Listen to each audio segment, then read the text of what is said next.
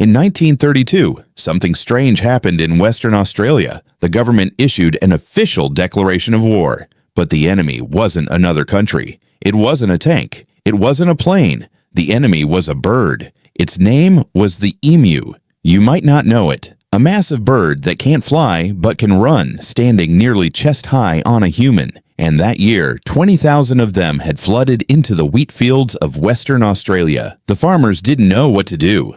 Their fields were being destroyed. Their livelihoods were at risk. They went to the government and asked for help. The government's answer was unexpected. They would send the army. An experienced officer named Major Meredith was put in charge. He had 2 machine guns and 10,000 rounds of ammunition. The plan was simple. Scatter the emus, save the farmers, go home. On November 2, 1932, the soldiers took their positions.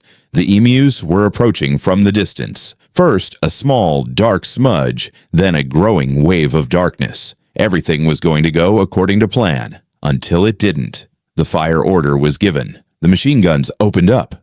And then something no one expected happened. The emus didn't scatter. They didn't panic. Thousands of birds instantly split into small groups and ran in every direction. A machine gun is effective against a dense crowd, but not against hundreds of small groups fleeing in every direction at once. Hours passed. Ammunition ran low. The number of emus killed was far, far below what anyone had expected. And then something even stranger. The emus seemed to be learning. As the days went on, they stopped moving in large groups altogether. They advanced in small units, spread apart, coordinated. Major Meredith later admitted it himself. If we had a military division of emus, we could face any army in the world. The soldiers tried different tactics. They mounted machine guns on trucks and chased the emus across the land. But the Australian terrain was so rough that the trucks bounced so violently, aiming was nearly impossible. Once they had a perfect position, a large group, out in the open, nowhere to run. They were about to fire when the gun jammed. The emus looked and walked away. By the time the gun was fixed, there wasn't a single emu in sight. This strange war made the news. Newspapers ran the story.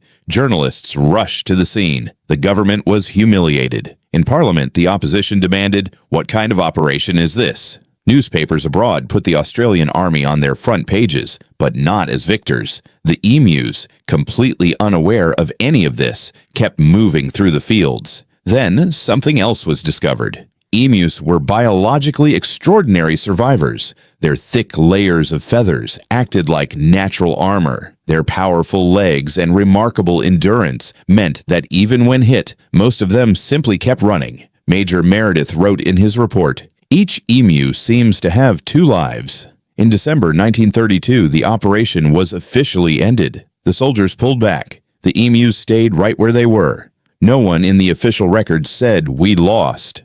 The operation was simply marked as completed, but 9,000 rounds of ammunition had been fired. The EMU casualties were laughably low by comparison. The story didn't end there. New operations were attempted on and off until 1948. Every time, the same result. Eventually, the government found a different answer. They built a long wire fence, and it worked. After thousands of years of military tradition, what finally stopped the emus wasn't a machine gun. It was a simple fence. Today, emus in Australia are a protected species. Their population has grown to over 70 million. The descendants of those 20,000 birds from 1932 roam the red earth of Australia in a freedom no one dares challenge anymore. So what did we learn from this war? Maybe this: working around nature is smarter than fighting it. Or maybe we just learned one simple thing: don't declare war on emus. This story is real, documented,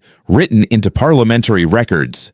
And on this channel, there's a story like this every single week. Real, documented, and completely unbelievable. History's strangest moments every week. See you next time.